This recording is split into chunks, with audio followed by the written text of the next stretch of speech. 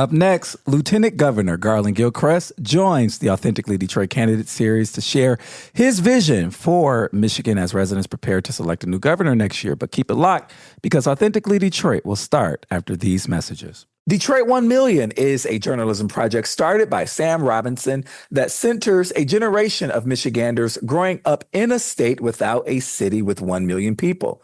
Support the only independent reporter covering the 2025 Detroit mayoral race through the lens of young people. Good journalism costs. Visit Detroit1million.com to support Black independent reporting. Hey, y'all, it's Orlando. We just want to let you know that the views and opinions expressed during this podcast episode are those of the co-hosts and guests and not their sponsoring institutions. Now, let's start the show.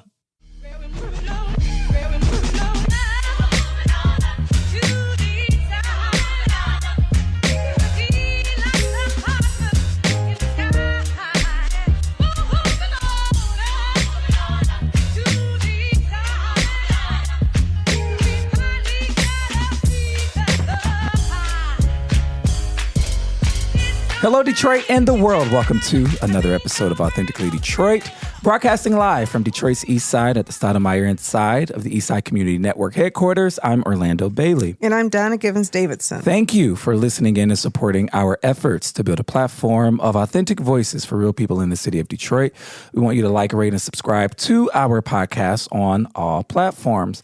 Welcome back to the Authentically Detroit Candidate Series. Today, we're here with Lieutenant Governor of Michigan, Garlin Gilchrist, to discuss all of what he's been doing as Lieutenant Governor and his candidacy for governor. Working alongside Governor Whitmer, Garlin has a proven track record of leading and delivering for Michigan. He played a leading role in delivering free pre-K for all, increasing small business success, and diversifying the state economy, protecting abortion access, bringing more high-quality jobs to Michigan, reforming our justice system to create opportunity and keep communities safe, and connecting tens of thousands of Michiganders to reliable, affordable, and fast internet.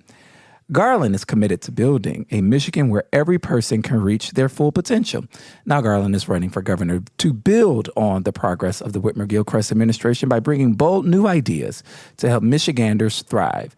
Growing up in Detroit on the east side, Garlin knows what it feels like to be part of communities across Michigan, the Midwest, and the country that have been forgotten. Prior to serving as Lieutenant Governor, Garlin worked at Microsoft as a software engineer that helped build SharePoint into the fastest growing product in the company's history. As the City of Detroit's Director of Innovation, he created the Improved Detroit smartphone app that allows residents to report issues for the city to address, like running water, potholes, damaged street signs, and other issues. Garlin is the highest-ranking Black elected official in Michigan history. He lives in Detroit with his wife, Ellen, where they are raising their twins, Emily and Garlin III, and daughter, Ruby. Garlin, welcome back to Authentically Detroit. It's so great to be here with you, man. Orlando, Donna, back on the east side. This is home. I don't know why I'm getting misty-eyed over here, but it's a beautiful thing. You know what? I remember I met Garlin when I first got here, and you were running for clerk. Yeah. And so since then, you've made a few upper mobility moves. Now you're looking at governor, and that's really exciting. Following a really successful, I would think, lieutenant governor, 7 years now? Yeah, 6.5 years. 6.5 years. Yes, Yeah, you've done a lot. Woo. Well, it's been really an honor to serve. And it's funny because, in my life, I never thought that I would get into public service, let alone elected office. This wasn't a path that was laid before me. I'm an engineer at heart. I wanted to be a software developer. My grandma bought me a computer when I was 5 years old. And I thought how I was going to make a way in this world was by building technology and making some money and then doing something with it, or even teaching people how to use technology like I did at the Cabbage and Soup Kitchen right across the street when I was in college. Oh.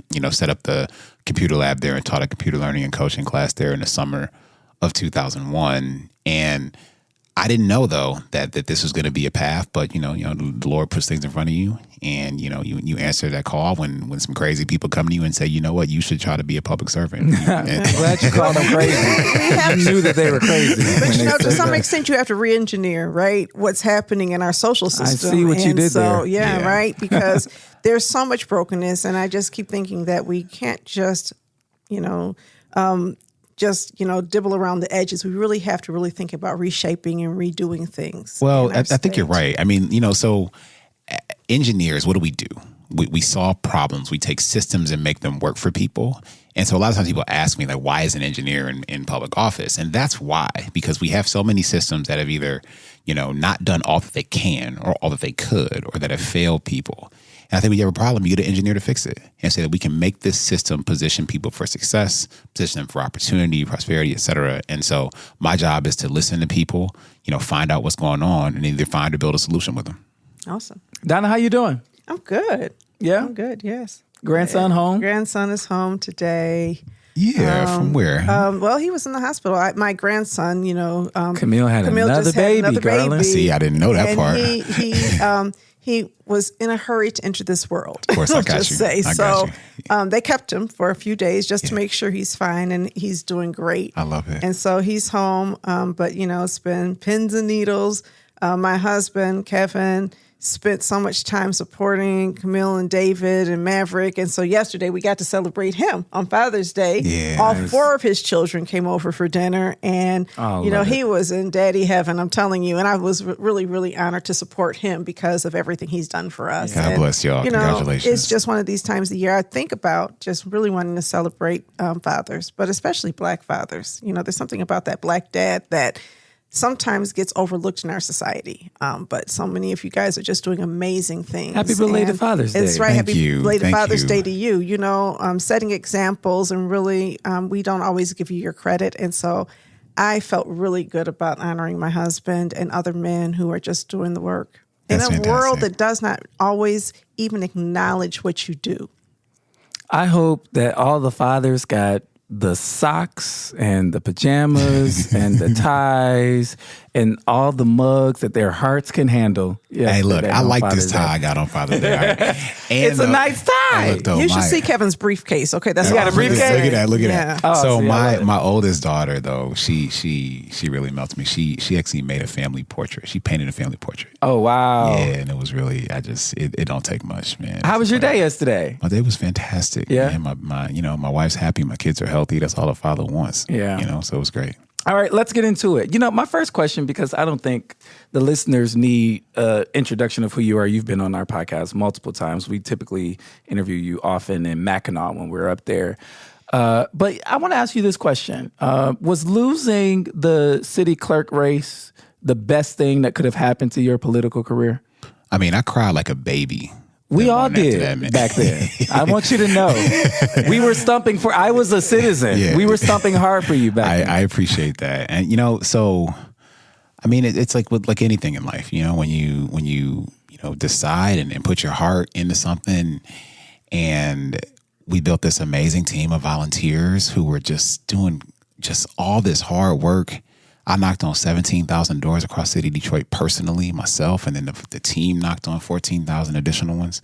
You came so close. Like if I had a tat, it would say 1,486 right here because that's the number. But you know what? I was You like, won those votes. You won the votes of the people whose doors you knocked on. You lost the absentee votes, right? Well, I mean, I think what was clear is that I just appreciate that people, once I met them, were willing to give me a chance.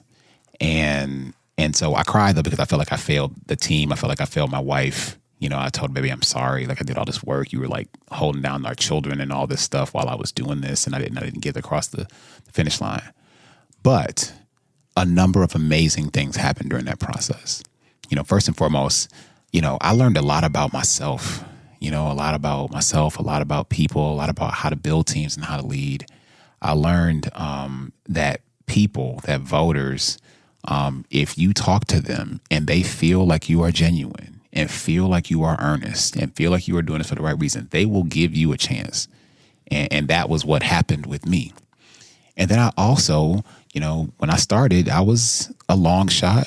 I wasn't connected politically in Detroit when I started, and I saw that I could earn people's support and respect and trust.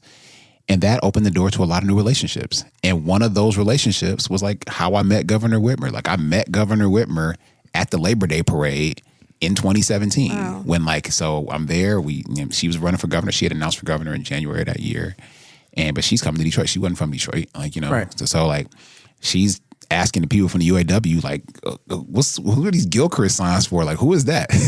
And I'm like, they're like, that's him. That's the tall one. That's Gilchrist over there, right? And so we met at one of the picnics after the parade, and little did I know at the time, like that handshake would lead to less than a year later, her asking me to be her running mate. Yeah. Yeah. It's amazing. But, I think you introduced new ideas into that race. As I recall, you talked about new ways for people to know information. Yeah. And at the time, I didn't even understand how important that was. Yeah. But then when I became aware of all of the commissions and authorities we have in Detroit, and there's no information anywhere, all of the decision-making that goes on in the dark, I think it's still important for us to do that. But you actually brought that to people's attention. You did. And I recall people who were, active in the community just being really excited about you and gung-ho because now we're going to have more access to information. And I think your run actually paved the way for Denzel McCampbell to run, and now he's looking at doing something. So you broke a lot of, barriers in that process. Well, that's very humbling of you to say. I appreciate that. I mean, I think that when people have access to knowledge and information, we say knowledge is power for a reason. And I think one of the biggest inequities that is connected to, and in some cases underlying the other ones, is that like sort of inequitable access to information. Who has better information, who can get it more quickly, who can get it with fewer barriers. And when it is easier for you to get information, it's easier for you to act on that information. You can act on that information for your own interests, for your political interests, for your financial interests. And I just think everyone should have access to that. And I think about that even in my current job. Again, it's like, how can we remove barriers that stand between people and the things that they need to be successful or to make progress or to move forward? And you can't act on what you don't know. Or even to understand their government. Like I serve on the board of Voters Not Politicians. Yeah. And a big part of our push is going to be transparency in government. Absolutely. Understanding all of the decisions and how all of the money is spent. And we still don't have that transparency yet in Lansing. Not as much as we wish we did. Do you have any thoughts or views on how you would begin to remedy that as governor? Yeah, absolutely. I mean, first and foremost, I think that both the Michigan is in the backwater of the country when it comes to the kinds of transparency and disclosure. The Freedom of Information Act doesn't apply to the executive branch. It doesn't apply to the legislature, which is wild. That's a whole branch of government.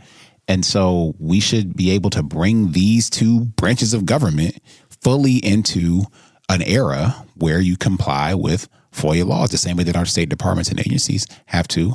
And I think what's important is that both come to the party. Like, I think it can't just be the legislature or just be the executive office. I think it needs to be each one of those with the same standard. Talk about why that hasn't happened, though. I mean, I'm hearing your sentiment about it. I think that both parties in various points within the administration, when the trifecta was here, when we didn't have the trifecta, benefited greatly from not being subject to FOIA. If you're on the other side, do you want FOIA to extend to your executive power? It's not a question of whether you want it; it's a question of whether it's right.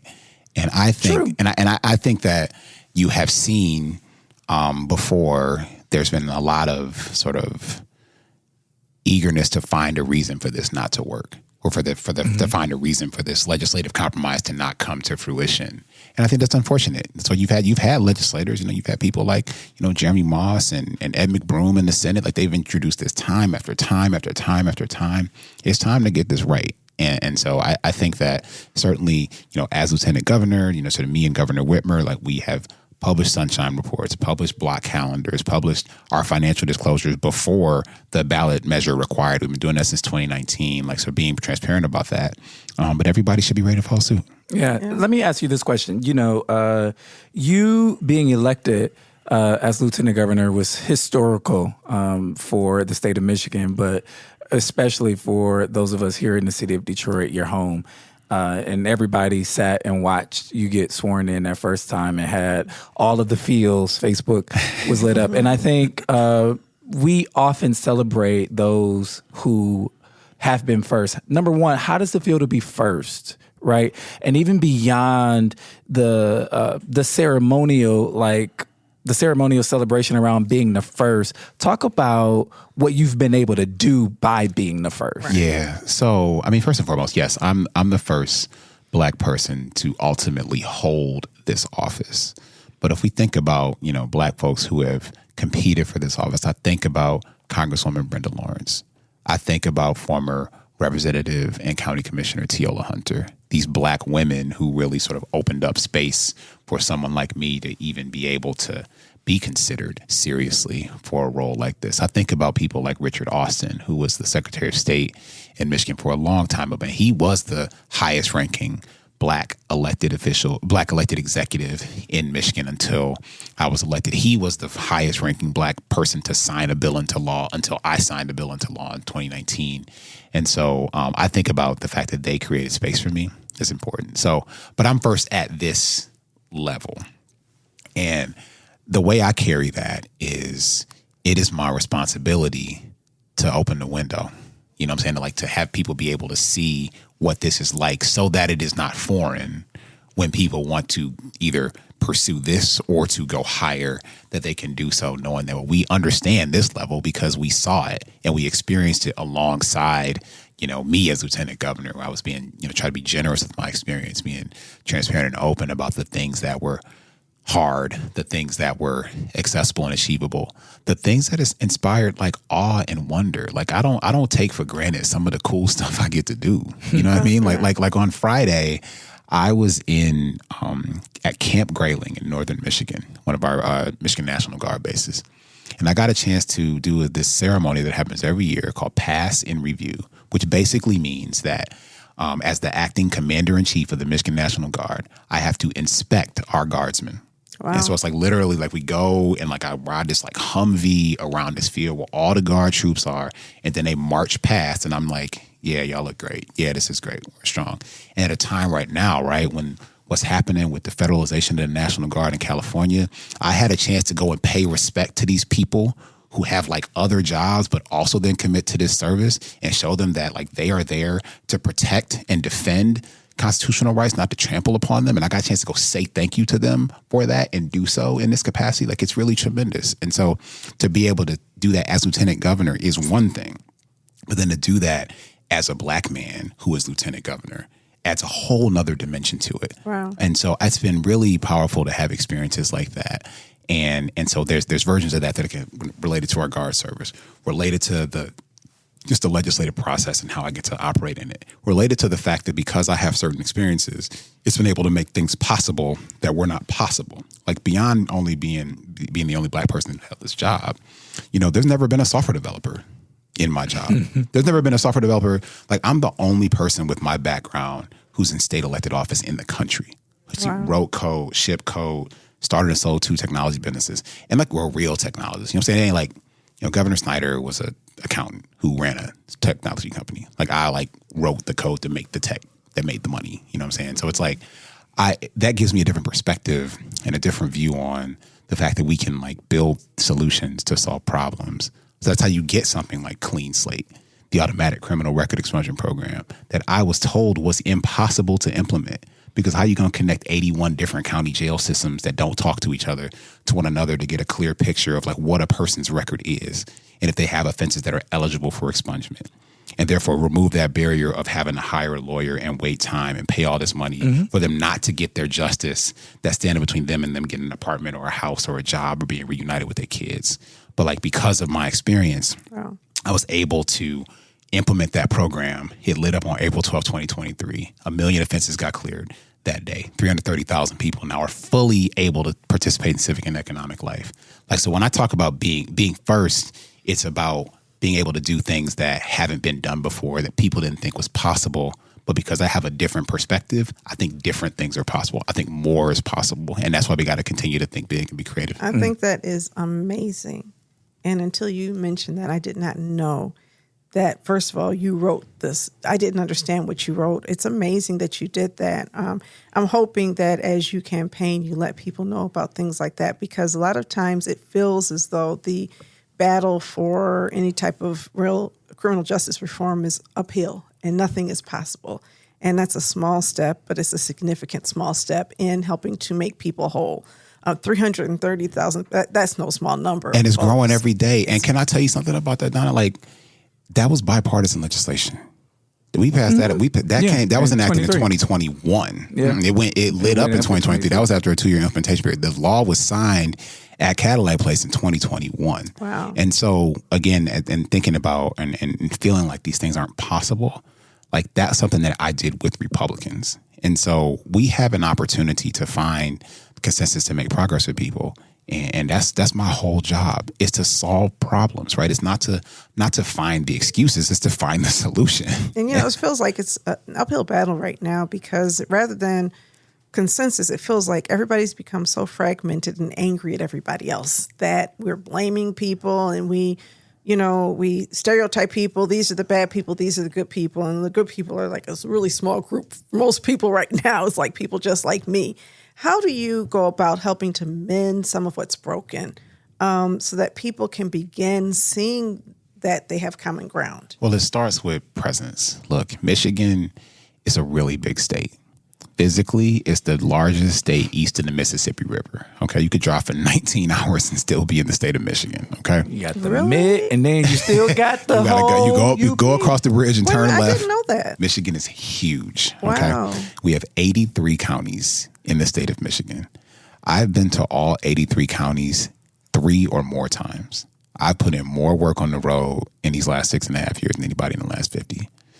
How we start to come together is you got to go see people. Just like I went knocked on those 17,000 doors in Detroit, like I have went and had thousands of conversations with people across the state of Michigan. What are you excited about? What are you worried about? What are you fearful of? What are you anxious about? What do you care about?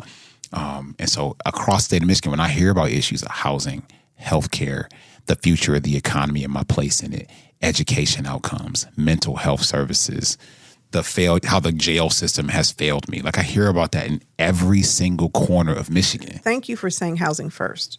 It is one of those low-hanging fruit areas where everybody struggles with housing. Urban, rural, suburban housing is a national catastrophe right now. I mean, people can't afford homes. Young people can't afford homes. Old people can't afford homes. How do you begin linking some of these housing conversations? Because I think sometimes when you're in crisis, you think everybody else has it good. Yeah. So, Detroiters have a housing problem. And we're not thinking about real housing problems. Not till you drive to some rural places and it's like, whoa. Yeah. How do you begin linking that? I was driving up north. Another thing, I was driving up north to Idlewild for one of these jazz fests, and I'm looking at all of these Dollar General stores. And I'm like, wow. If I could only shop at Dollar General to get food, I'd be mad at the world, right? How do you begin looking at food deserts beyond Detroit or housing problems beyond this city so that people can see themselves in each other? The problems aren't the same, but they're similar. I mean, they rhyme with one another. And so I think first, like part of my job and frankly, the privilege of it, being able to talk with and connect with people in all these different types of communities. Michigan is we have every single type of life is available here in the state of Michigan. And so by going in and speaking with people in all these different contexts, though, you can pull out what they have in common. And so when it comes to housing affordability and availability, what all these communities have in common is that we haven't built enough. That's one thing, right? And so, from a supply and demand perspective, having more supply can help with prices. That doesn't solve prices, but it can contribute to lower prices, right? And so for me, after having these conversations across the state for a number of years, what I saw is that our state actually has something called a housing trust fund, the community development fund. And it's existed for decades, but it never had any money in it. Right. With the exception of 2011 and 2012, when we had a Democratic majority in the state house for 2 years. They put $10 million in it. And that was great, but they never put any more money in. This is a tool that literally exists to use the dollars in that fund to invest in affordable housing. Other states have them. Ohio has one, put $60 million in it every year. We got to do better in Ohio, right? So what I drove was the first investment into the community development fund of $250 million starting in 2021. And now we put $50 million annually into that fund. And what has the result been? We've been able to unlock the development and bringing online of tens of thousands, 40,000 new housing units in the last 3 or 4 years. That is the highest rate of acceleration of new housing units being brought online, whether it's single family, multifamily, apartments, duplexes, whatever. But in Detroit, it's almost all multifamily, right? Yeah, it is All for the most studio part. apartments. No, not necessarily. No, that's not necessarily the case. We also have had some infill, missing middle homes. Where? Some of them have been on there's been some on over, not in Island View, but right adjacent to Island View. About 4 or 5. Yeah, it's the beginning of it. Right. So my point is, we have to get this thing flowing. So now we understand what the programs need to look like and tweak those structures. And I share that because, as an engineer, we'll go back to that. When I see a tool that is not being utilized that can solve a problem, nothing upsets me more. And so by finding that and putting it to use, we can help to address this problem. So that's one example of this. But then you combine that with the, whether it's first time or next time home buyer programs we've created using our Michigan director, who's been really creative. We did this partnership with the Federal Reserve Bank of Indiana called a rate relief program that will knock up 1 percentage point off of somebody's mortgage rate. That is $1,100 a month for someone to save on a mortgage. That's the difference between being able to afford a mortgage and not afford a mortgage for a lot of people. And so we're trying to use a lot of tools in the toolbox here, making sure pushing this legislature to continue to invest in that.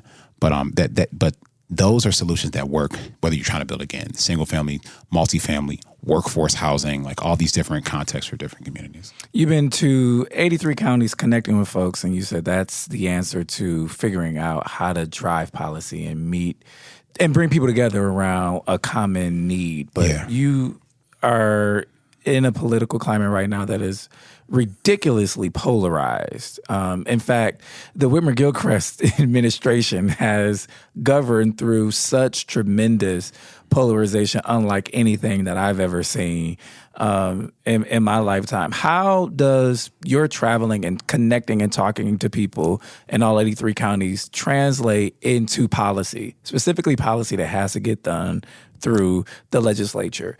Typically, what we know to be true in the city of Detroit is that if legislators feel that Detroit would benefit at all or disproportionately benefit, they tend to vote it down, right? Mm-hmm. So talk to me about how you have, built these relationships with these counties, with these legislators to get stuff done that's really hard to get done. Yeah, I'm going to give you an example.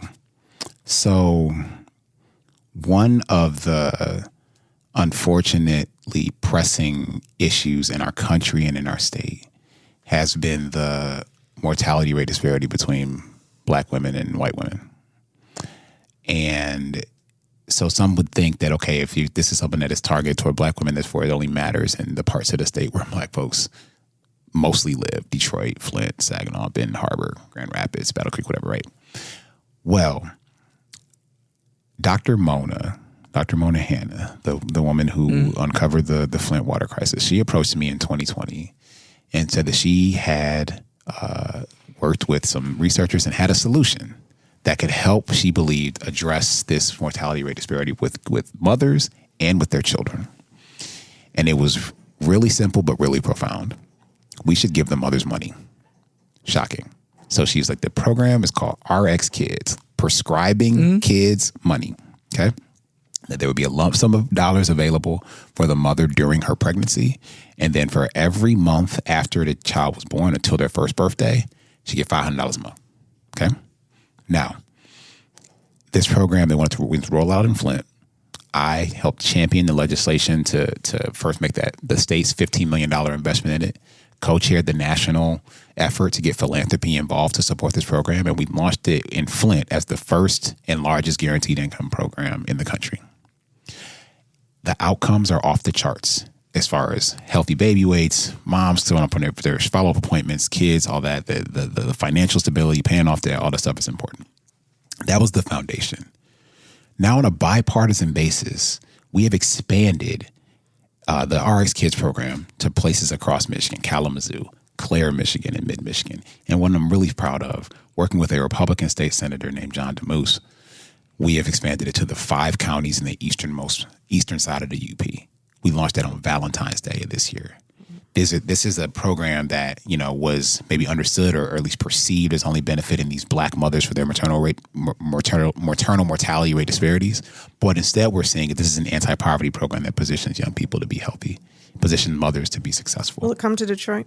So it's going to be rolling out. We're trying to roll this out statewide. It's in Pontiac. It just rolled in Pontiac. Right? Kalamazoo, Dearborn's on the table. Wayne County is looking at it countywide. I mean, so it's like we have a big opportunity here. So the county has to adopt it or match those funds somehow, or is it all state funding? So it's not all state funding, but what we've seen is especially with the outcomes that have been made public through the Flint experience, we've seen a lot of partners be willing to step up in different parts of the state. So it may be structured differently in a particular municipality or a particular locale. So does philanthropy sometimes step in and they've played a role in most of the areas, but it's the kind of thing. It's all hands on deck because all the outcomes are good, and it doesn't require. And in this era where you have Republicans in Washington who are trying to figure out all these ways to take stuff away from people, like they want to create these different requirements around it.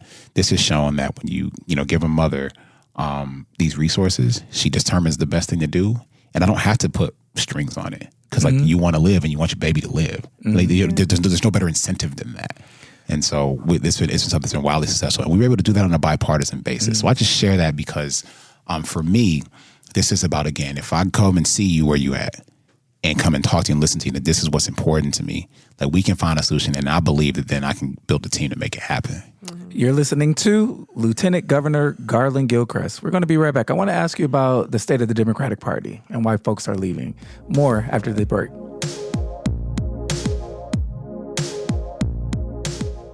Interested in renting space for corporate events, meetings, conferences, social events, or resource fairs? The Mash Detroit Small Business Hub is a 6,000 square feet space available for members, residents, and businesses and organizations. To learn more about rental options at Mash Detroit, contact Nicole Perry at nperry@ecn-detroit.org or 313-331-3485. Have you ever dreamed of being on the airwaves? Well, the Authentically Detroit Podcast Network is here to make those dreams come true. Formerly known as the Deep Network and located inside the Stoudemire, the Authentically Detroit Podcast Network offers studio space and production staff to help get your idea off of the ground. Just visit authenticallydet.com and send a request through the contact page.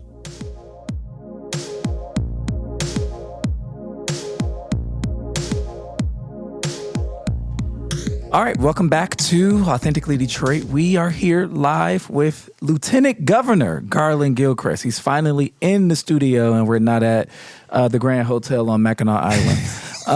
I want to ask you about the state of the Democratic Party.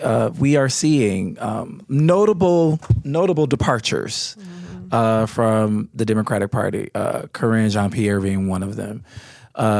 Detroit Mayor Mike Duggan is running for governor as an independent. He is not running as a Democrat. He had been a Democrat. And other folks who are stepping away from the party. What's going on? Why are people stepping away? And why are you still in it? Well, I think a few things are true. The reason I'm a Democrat is because I believe that this team and this party is the one that at the end of the day is thinking about and doing the work to help the most people. The one of the biggest differences to me between Democrats and Republicans is that our vision of the future is big enough to include everybody. I think their vision for the future is so narrow that everybody can't fit in it. And so that whether it's the people who are poor, whether it's the Black people or the gay people or the immigrants or the women, whatever, they can't fit all in this vision. We only have enough room for so many people. So that's one piece that I feel, and that's why I'm a Democrat, because I believe our vision is big enough for everybody.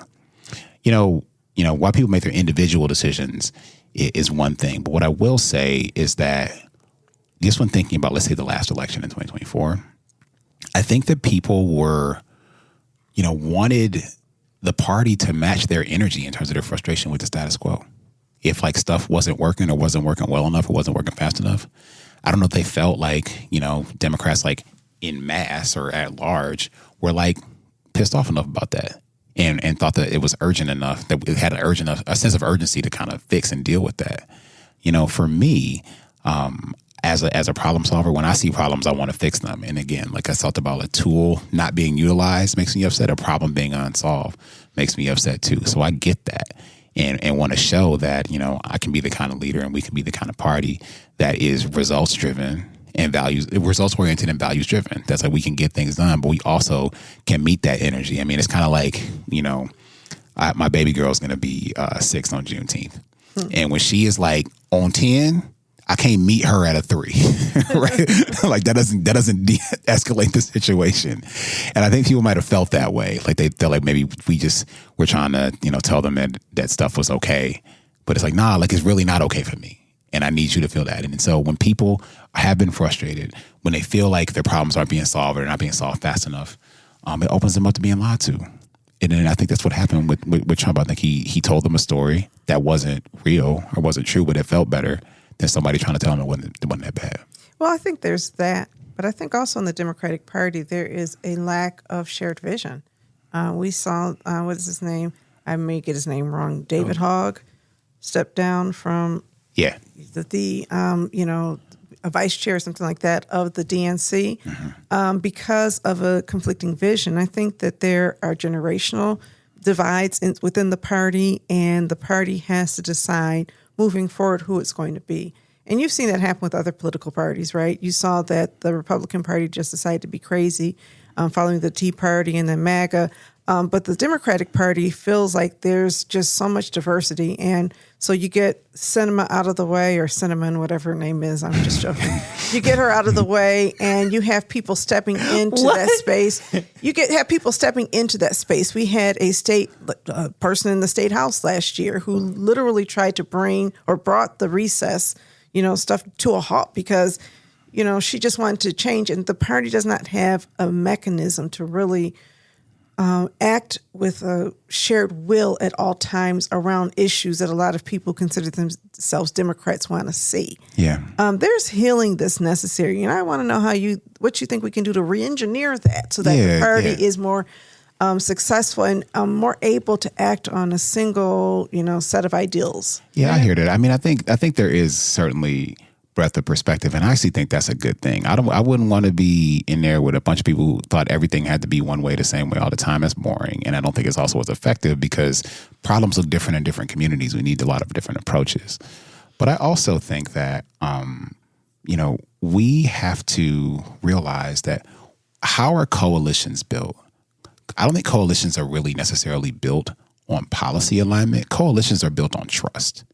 Like theirs are built on can we trust the rest of the people in this movement that they do, even share our values if they have different methods. And I think what we have seen in some cases has been a trust breakdown. And so from my perspective, why I think it's so important to spend time building relationships, to spend time with people and to invest that. And that takes a lot of time, but it's because you build that kind of trust that says, okay, you know what? If Garlin has a difference of opinion on a tactic, it's not because he's ready to throw me out the coalition. Right, but I mean, if we can't agree that civil rights are a good thing, if we can't agree that women's reproductive rights are a good thing within one party, or it does even make it hard locally. to bring it. I think Democrats agree that civil rights are a good thing. Or is water a human right? I mean, we can talk about how the Whitmer administration rescinded this request to declare water a human right by the Detroit City Council in January 2020. I mean, there's so many factions and wings of the Democratic Party, and depending upon who's in power, a different faction or wing of the Democratic Party is completely just ignored. And I feel like a lot of times they just go along with the majority or the Republican Party. Because it's DEI, right? We have a senator from our state who doesn't believe in DEI and says, well, let's just focus on other things. Mm-hmm. And it feels like betrayal. The water thing feels like betrayal to many people who consider themselves Democrats because you think we're electing people that are fight for things I care about. Yeah, okay, so I think I see what you're saying. Well, look, I think this. What I stand for and what I think that we have to be anchored in, again, is how do we position the most people to have the biggest chance of success, to have the biggest chance for access to their own dream of health and wealth and success and a path out of, a situation that they want to get out of. And like, to me, that means making sure that people are supported, are resourced, have access to health, have access to education, have access to economic, diversity and dynamism, do whatever they want to build. And like I think that those are the things that we hold true. Those are the things that I work toward as a Democrat. Those are the things I work to as a leader of the Democratic Party here in the state of Michigan. And I think my record reflects that that's the kind of thing that I want to build. And I think that I'm also the person who has built the trust across the span and breadth of this coalition. And that trust is the currency that's going to be needed to hold it together. And I think when you saw a trust breakdown, I think we saw a trust breakdown in the lame duck session last time. Or in the 2024. That's true. We did. We definitely did. And so I think what one of the things incumbent upon leadership is to put in the work such that trust is there, and that's something I would do. I want to talk to you about the Democratic trifecta that we had for the first time in 40 years. A lot happened, a lot was accomplished, but my question to you is, do you feel like anything was missed? Like, was there something you really wanted to get done that didn't get done? I mean, yeah. I want to do a lot of stuff, man. I give you an example, right? So we did the Reproductive Health Act. Yeah. Okay. Yeah. So passed a lot of things related to making sure reproductive freedom was available. And I think that issue is really important. I think for families, I think it's not just important for women. I think it's important for fathers as I think reproductive health is a pro-father policy. I think that I think that we, for example, though, did not get across the finish line the ending of the 24-hour waiting period. And another piece of that package had to ultimately come because of a court order that just happened recently. We could have got that done legislatively, which would have been a much more robust way to implement that policy in a way that was able to be protected under Michigan law. I think that we've laid a foundation to build upon with the clean energy package that we signed into law. The My Healthy Climate package. Mm-hmm. I think that that was a fantastic start. It's been one of the reasons why we're the number one state in the country for clean energy sector job growth. But we have still more work to do to make sure that more people have access to be able to participate in that economy and their own energy independence, right? I mean, there's still more work to do on that. And so I think there's been a lot of foundations laid through what we did. But of course, like, is there more that can and must be done? Yes, absolutely. And that's why you're running for governor? We got a lot to do. Going back to Orlando's question, though, is water a human right? I think access to water is, absolutely. Do you believe that the state and localities have a responsibility to come up with some mechanism to make sure that clean, safe water is affordable to everybody who lives in this Great Lakes state? Well, first and foremost, we have to make sure that everybody has even the infrastructure to get that water, right? So, for example, in the city of Benton Harbor, right, when there was testing done and saw that there were elevated lead levels in Benton Harbor, I actually went to Benton Harbor and announced that we were going to replace all the lead service lines. Mm-hmm. Now, for a city of that size, that is a 7-year project. Okay, even though Benton Harbor is not a very large city, right? But that was a 7-year project. I went and announced in the rain that we were going to do that project in 2 years, and I was back there 14 months later to say we was finished. And so I think in order to even have this conversation, we have to make sure that we have the infrastructure to deliver it. So that's why we've been working to do that, across the state. One of the reasons why we are so, committed to doing everything we can at the state level to make sure we get our Inflation Reduction Act dollars here in Michigan is because there was a lot of resources in that legislation for lead service line replacements to meet our lead and copper rule that we put in place that's so strong after the Flint water crisis for communities across the state of Michigan. Now, so that building that infrastructure is important for the facilitation of clean water. And I think we need to be pretty creative about figuring out how we can make sure everybody has that clean water to drink in a way that they can actually afford. And so that requires programmatic creativity, like you saw during COVID when we basically put a moratorium on water shutoffs. Right. After. Say what? After you rescinded. But what I'm saying is we did a moratorium on water shutoffs. Yeah, it happened. Right. And so that is, I think, a demonstration of that value. And so I think we have more work to do to continue to be more creative to get there. Yeah, because we still have in Detroit some of the highest water rates in the nation. I don't know if there's any municipality in the state of Michigan that had more water shutoffs than the city of Detroit.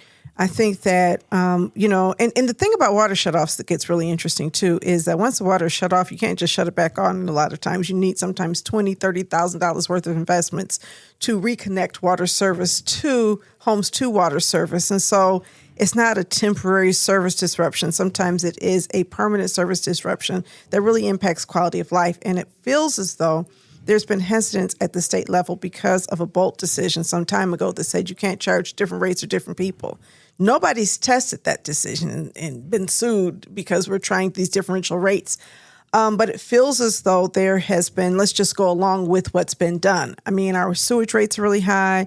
Our stormwater drainage fee rates are really high. And a lot of us are looking to the state to say the state will also partner with the city of Detroit residents. We have good friend Monica Lewis Patrick has been fighting that good fight for years and hasn't gotten, any progress. So how would you be different in approaching this problem? I think I want people to be able to drink clean water. And so I think that what we have an opportunity before us to do is we've tried a lot of stuff, but it may not have resulted in everybody getting access to water. So that means that we got to try more and we got to try something different. And so I think, a different approach, if you believe like I do, there are problems or solutions that just have not revealed themselves yet. If you believe like I do that, impossibility is not a fact, it's an opinion of the unimaginative, then you say, okay, well, who do we need to sit down with to converse with about how we can get something done? Mic drop. So, because that was good. That was real good. I'm taking mental notes. A Gilchrist administration for the state of Michigan, what does it look like? I mean, it's one that is really grounded in creating this truth that Michigan is the best place for a person to have an idea, that it is a place where people can stay and succeed. It's a place where people can come and grow. And that is grounded in my experience as somebody who, spent the city of Detroit, the city of Farmington, poured into me as a kid, believed that this, skinny kid could be an engineer. They believed that I could go and make something of myself. But it poured all that into me. But then when I came of age, because I wanted to be a particular kind of professional, I felt like my path was to go elsewhere, outside of Michigan. When I graduated with 2 engineering degrees from the University of Michigan in 2005 and wanted to be a software developer. And I thought that I needed to go west. Well, I was heartbroken by that. The first business I started was to solve my own problem. They said, can you get an internship in Detroit so you don't leave? That was the first business I ever started. Wow. What was the name of the business? DetroitIntern.com. Very well branded. And it was, it existed. We sold it to the Kellogg Foundation 7 years later, going concern. But I also had experience trying to raise money for that business in Michigan and doing so unsuccessfully in 2005. We didn't have a real super healthy venture capital market, for online businesses and stuff like that. Not back in. So I felt like I had to leave somewhere to be the professional I wanted to be. Well, my administration will be wholly grounded in the fact that people in Michigan know they can stay and succeed in Michigan. And so I've worked to build some of that foundation here. In that particular scenario I described, things like the Economic Opportunity Fund, right? We start this $10 million fund. I led the application to the federal government, the Biden-Harris administration, to use dollars from the State Small Business Credit Initiative, SSBCI. And we said specifically, we want to use these resources to provide funding for entrepreneurs who are disadvantaged because they Black, women, veterans, differently able, whatever, but they haven't been able to get money from a bank. Not because of the quality of their idea, but in large part grounded in because of the identity of the applicant. And so the state of Michigan now would use this fund to be their partner. And you know what the first grant was that we gave? To this hair salon called Joyelle and May. It's opened a location on Michigan Avenue. And so this wasn't about tech business. It was about entrepreneurs and who gets to see themselves as an entrepreneur, who gets to get accepted as an entrepreneur into this economy and grow in the way that they want to grow and can grow. When I say stay and succeed, I didn't want that woman to leave Michigan to go start her business. That's really good to hear because we have so many businesses that just need that kind of help. Yeah. I have questions, though, because when you first talked about being governor, you described an experience, which is an important experience with the Michigan National Guard, which is largely ceremonial. But in further conversation, you've done a whole lot of stuff that is more substantive in terms of your specific role. people don't always know what a lieutenant governor does. Yeah. Can you talk about what you've done And as it's lieutenant not governor? That is She the People on Netflix exactly. Well, I think I got through about half episode on that, and I said, no, I can't. I thoroughly enjoyed it, Donna. Maybe But I just have to keep joking. watching it because I couldn't get. It was Wow. like, are we really doing this anyway? Yeah. What I had does? to insert some levity. Go ahead. I'm Thank sorry. you. Look, so, I mean, it is true that there are not very many people who if you just ask them off the street, like, what is the lieutenant governor doing? Who is it? Who know the answer to that question? The way I describe it to people is that just like the country has a president, the state has a governor. Just like the country has a vice president, that's me for Michigan. I'm the vice president of the state of Michigan. Oh, okay, you the number 2? Yeah, I'm the number 2. Means I serve as the acting governor when the governor's out of state.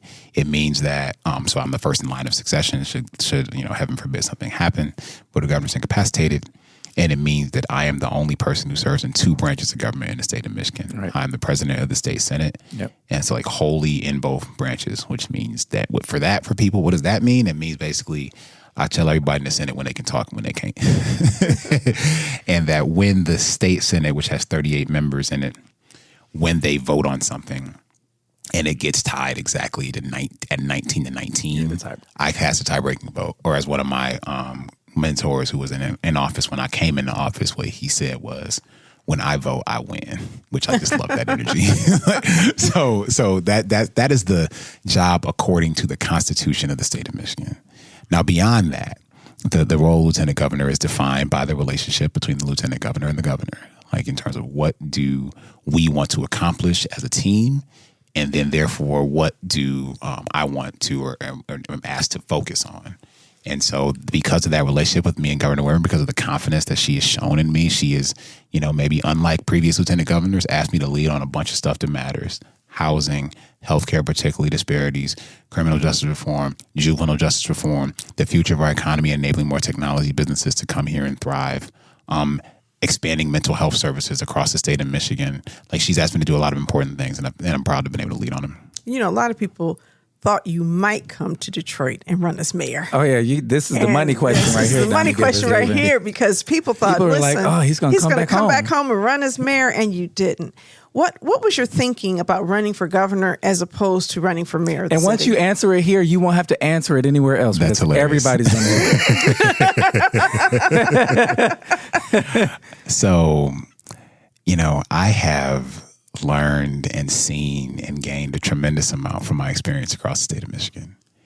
And what I've seen is that this opportunity to be able to solve problems and create solutions that benefit people across Michigan is actually a super high leverage opportunity for the city of Detroit. Look, we haven't had a governor who was like a for real Detroiter in a really long time. Like, we're talking 100 years. And that opportunity to have someone who is deeply interested in and connected to the city of Detroit to be the governor, a person who Detroiters can trust, is really something that is high leverage. And it can help bridge that gap that y'all talked about earlier, about this sort of separation, this chasm, this divide between the rest of the state and the state's biggest city, knowing that we are all connected. But, even as people were expecting you to run for mayor, people knew that the mayor was going to run for governor. And some people would say that would be a benefit for him running for governor, since he has directly worked in the city of Detroit. What would be different between the other than he's no longer a Democrat, between the Gilchrist administration and the Duncan administration at the governor level? Yeah, I think the trust is important. I harp on that because I think that people have to, be able to trust the person and who they are and who they've been. I think that's important. I think the second thing is that I'm the person who's running for governor right now who has delivered value for Michiganders everywhere. Whether it is the issues that matter, again, housing, healthcare. I'm the person who's expanded access to mental health services in every part of this state. Can I ask you a question? Yeah. Have you been investigated for anything that you've done as lieutenant governor? I have not. That might also be a distinction. You are listening to Lieutenant Governor Garlin Gilchrist. If you have topics that you want explored on Authentically Detroit, you can hit us up on our socials at Authentically Detroit on Facebook, Instagram, and Twitter, or you can email us at authenticallydetroit@gmail.com. It's time for shout outs. Let's do the shout outs because we're up on time. Lieutenant Governor Gilchrist, do you have anybody you want to shout out? Well, we're coming here on the back end of Father's Day, so I definitely want to shout out my dad, Garlin Gilchrist Sr. I also want to think about my granddaddy, Dan Posey, my grandpa, Isaac Gilchrist. My grandpa lived to see me get sworn in as lieutenant governor. He was there the first time I signed a bill into law, and it was really tremendous. He made it to 98 years, and was like 3 weeks short of his 98th birthday.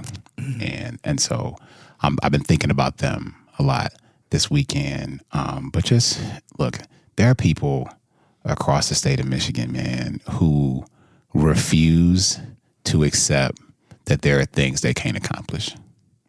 And that gives me so much energy. Like, yeah, if y'all are out here putting in this work because you believe something is possible, but you know what? I believe in you. So that's not an individual shout out. That's like a shout out to an attitude that I think is important, and that I think we have to remember that even in the face of the both the division and destruction that comes to Washington, the incompetence that we are seeing wreak havoc on Michigan's economy uniquely, whether it's tariffs or all these other things that hit Michigan harder than any other state, it magnifies the importance of competence, integrity, and strength at the state level, and from the governor's office in the state of Michigan. And so, I hope to reflect and embody that as the next governor of Michigan, and I'm hoping that people will support me in that vision. All right, Donna. I want to shout out everybody who took the time out to go to a No Kings rally this Saturday. I am so proud of you for standing up and demanding justice. I was so afraid. My cousin lives in D.C., and she said she was going in downtown D.C. I was like, girl, what? My family's going. I was like, you heard the threats, but really people stood up and stood proud, and I'm really happy about that because we either rise together or we fall together as a people. And one thing we can agree on, if we don't agree on many other things, most of us, is that we believe in democracy, and we don't like what we're seeing there. So shout out No Kings, guys. All right. We thank you all so much for listening. And until next time, we want you to love your neighbor.